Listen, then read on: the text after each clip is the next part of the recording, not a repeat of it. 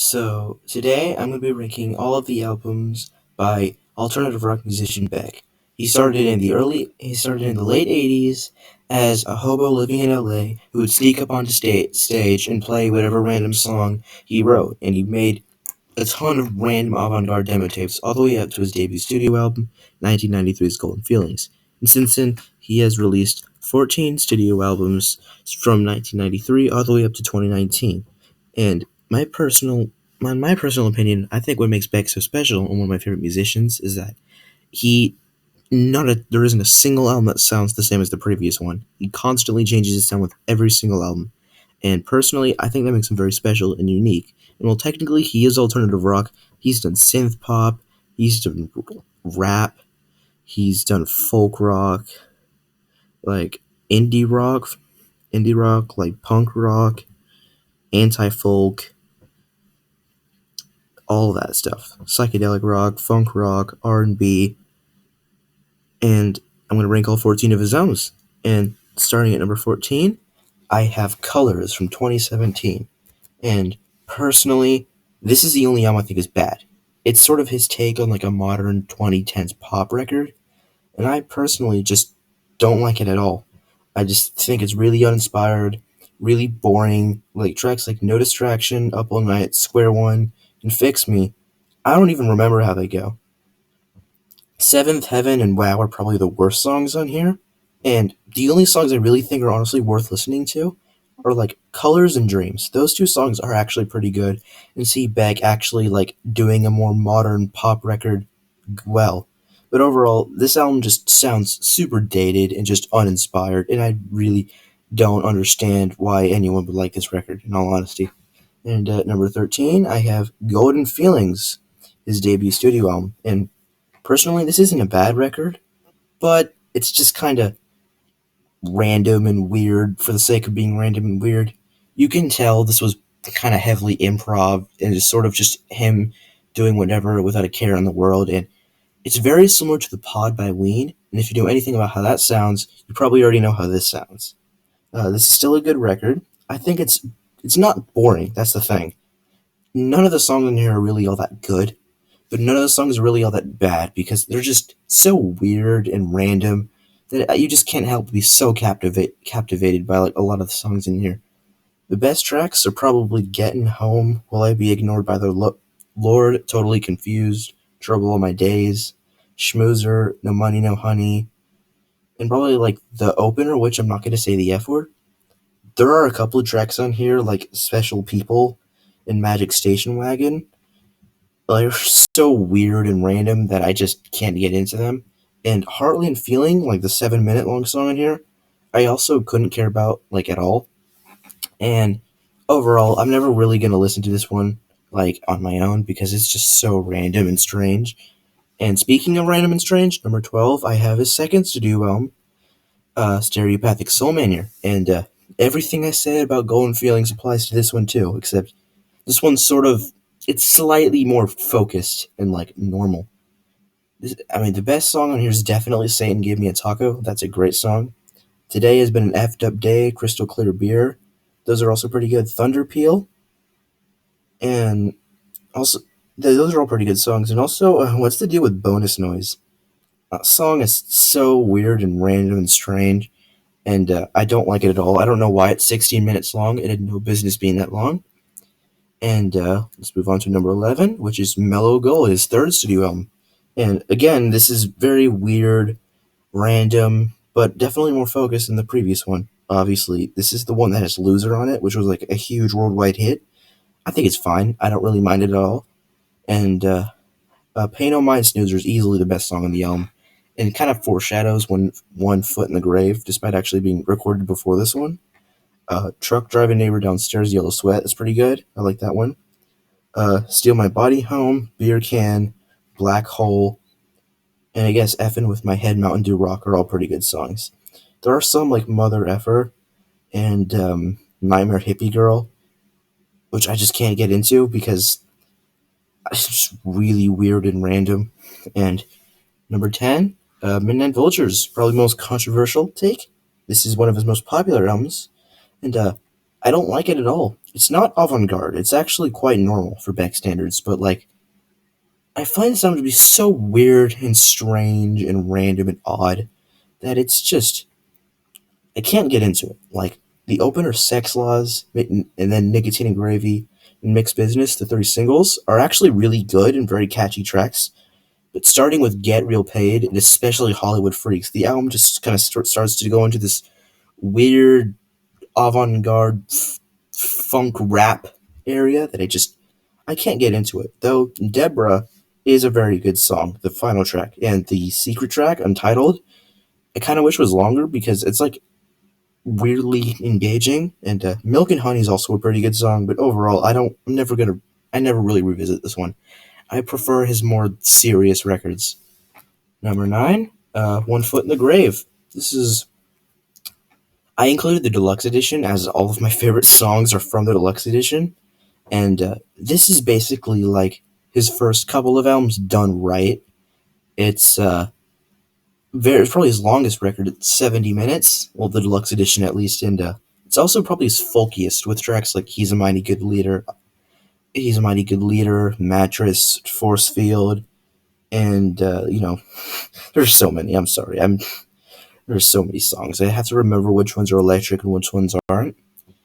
And this also has an early version of Feather in Your Cap, which is from the deluxe edition of Odelay, which I will talk about later, as well as the original It's All in Your Mind. And overall, I think this is a pretty consistent listen. The entire way through, it's a pretty consistent, like, folk, indie, kind of fun, upbeat, carefree album, minus songs like Girl Dreams. And the best songs on here are definitely Mattress and A-Hole, which are probably the catchiest. And the One Foot, and there's also some couldn't care less about, like One Foot in the Grave and I Get Lonesome. But overall, pretty solid record. And at number 8, I have Sea Change. And it's a very pretty song. There isn't a single song in here that's like not really pretty, but I think the issue with it comes that every single song sounds the same. There isn't a single song that sounds unique from the previous one, minus Paper Tiger, which is why it's my favorite, which is sort of jammier, I guess you could say. It's more fast paced. But other than that, tracks like Lonesome Tears and Already Dead are just so overly dramatic, I just don't care about them at all. And it's not fun to listen to. It's so slow and basic that I just find it just kind of a miserable listen at times. But that's kind of too harsh of words. It's still a good album, don't get me wrong. And the Golden Age, Paper Tiger, Gets Them Doing Fine. Those three openers, and I think like Sunday Sun, Side of the Road, Lost Cause. Those are all really pretty good songs. Lost Cause is probably my second favorite after Paper Tiger. And okay, number 7, Guero, actually pronounced Yarrow. Uh, this album, I don't really know how to describe this one. This is probably his most hip hop record, and personally, I often kind of forget about it. It's just not really all that special. It's not super unique. It kind of just feels like he just retreaded Odelay. And the main issue with this record is that the first 5 tracks, E-Pro, K Ondawero, Girl Missing, and Black Tambourine, are so good that it just outshines the entire rest of the album. And it sort of feels like a single almost, with the first 5 tracks being the A side, and then like Earthquake Weather, Hell Yes, Broken Drum, Scarecrow, all the way down are just kind of B sides, just random stuff that he just quickly recorded so that it'd be a full length album. I do think Go It Alone is a pretty good song, but that's the only one from the second half I think is any good. Like Hell Yes, Farewell Ride, Broken Drum, Rental Car are just so forgettable and just boring that I just can't get into them. But E-Pro, K Underwear, Girl Missing, and Black Tambourine are all 10 out of 10s, incredible songs, and they bring up this entire album. And number 6, Hyperspace, and which is kind of odd considering Colors, the other poppy record, was at the bottom of this list. But I don't know, I just always like this album way more. And this album takes a lot more influence from vaporwave, dream pop, and synth pop territories rather than the pop rock and dance pop of Colors. And it just pop sound works so much better on here. There's still a couple songs off this album that kind of, suffer from sounding modern and just dated, like Uneventful. Not Uneventful Days, that's a really good song. Saw Lightning, Die Waiting, Yeah, and I guess Hyperstate's probably too. With the I think it's Lil Wayne who has like a cameo on it, and it made me want to die the first time I heard it. But highlights of like really pretty dreamy songs that are really good off this album are Hyper Life, Uneventful Days, Chemical, which is my favorite song off the album, See Through, Stratosphere, Star, which is also a very catchy song, and Everlasting Nothing is fine. That's like this entire record I either love or hate, minus Everlasting Nothing, which is just fine. And okay, number five, I have Modern Guilt. And the first time I listened to this, I couldn't care less about this record. It was like number nine in the original draft for this. But as time went on, it slowly went higher and higher up until number five now, which is right out of like the really good albums. And I think this album is just a really fun, catchy record, and every single song in here, minus Soul of a Man, which is kind of sucks, it's all really fun, catchy, like sort of psych art pop tracks with Orphans, Gamma Ray, Youthless, Profanity Prayers is really Profanity Prayers and Gamma Ray are definitely the best songs on here. Then there's also the two pretty epics, Chemtrails and Volcano, which are also pretty good. Uh, I don't think that the title track, Replica, and Walls are super great, but Soul of a Man sucks. That's the only one that straight sucks. And it's also produced by Danger Mouse, who I really only know from like Gorilla's Demon days, and like I don't know too much about him. But I do know he's a pretty relevant guy. So he did produce the song, and he did provide a lot of the beats for this, which some of the beats are some of my favorite part of this song. So he did some. And at number four, I have The Information.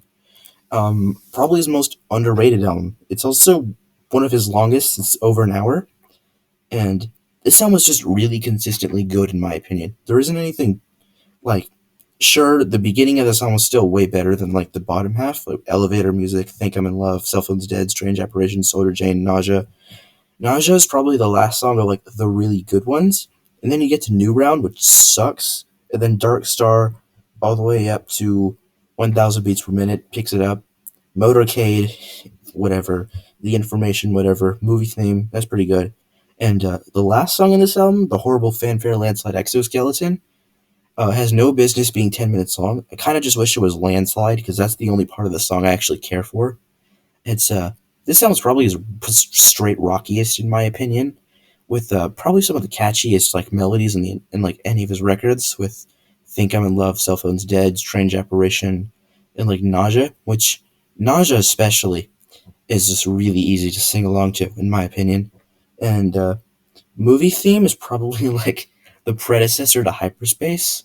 It's like the demo almost, and yeah, very underrated album, very fun, consistent listen. And I should probably say that all four of these albums are basically 10 out of 10 and are basically all like number one. And this ranking is just kind of insignificant.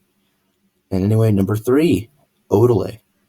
Um, so this is sort of his breakthrough commercial success album, and probably his most like electronic hip hop record.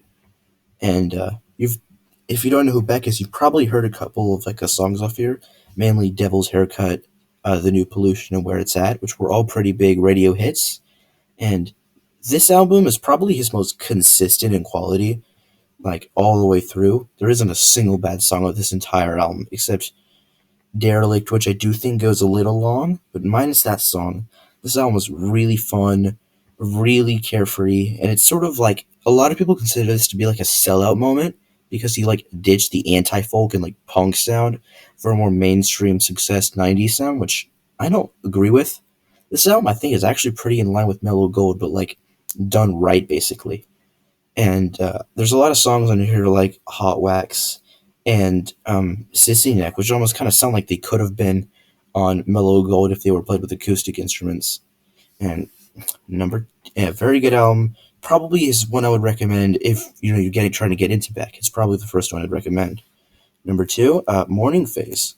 Originally number one for the longest time. I even made title cards and like these little like images with it at number one, but I eventually changed it at the last second. And the reason why is because I actually re-listened to it to make sure it was still my favorite, and I realized that This album kind of has one big issue, which is that everything is so drenched in reverb and so watered down that while it's pretty, it's kind of hard to understand what's actually happening in the song.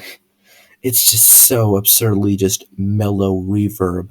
And this album is a sequel to Sea Change, but I think this album basically takes the prettiness and like the catchiness that I like to Sea Change, but makes each song unique enough to have them stand out. Like Morning, which is probably the most like dreamy song on this album, dream folk.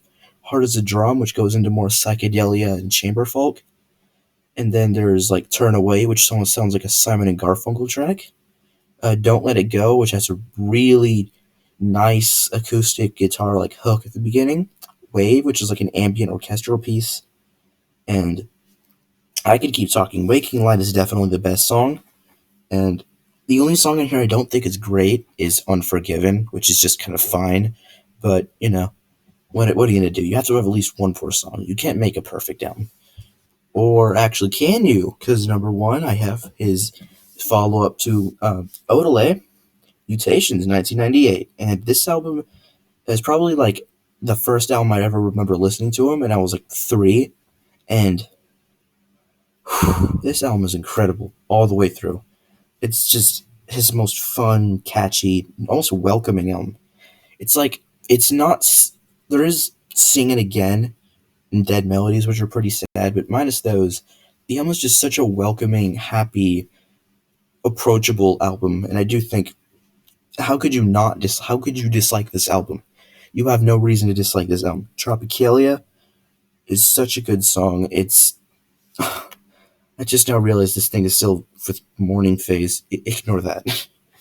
But Tropicalia is definitely the best song, and the worst is probably Dead Melodies, which I just kind of forget about. But the rest of the album is just such a good, consistent quality. Cold Brains, Nobody's Fault for My Own, Lazy Flies, We Live Again, Static, the secret track Diamond Bollocks, which I really wish he made a whole album of like progressive heavy metal, because that song is so good.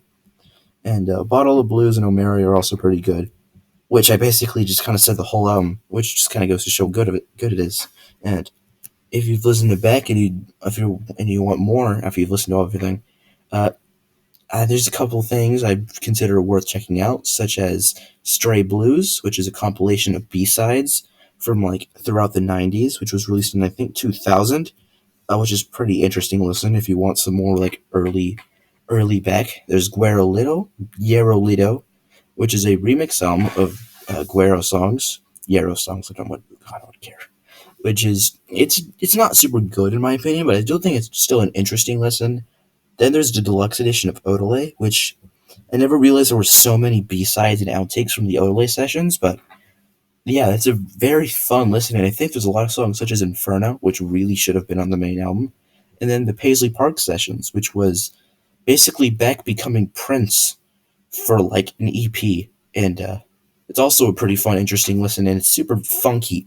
And if you like funk music, you probably like that. And so yeah, Beck album's ranked as one of my favorite musicians of all time, and I hope you enjoy this ranking for like the 30 people who see this. And goodbye.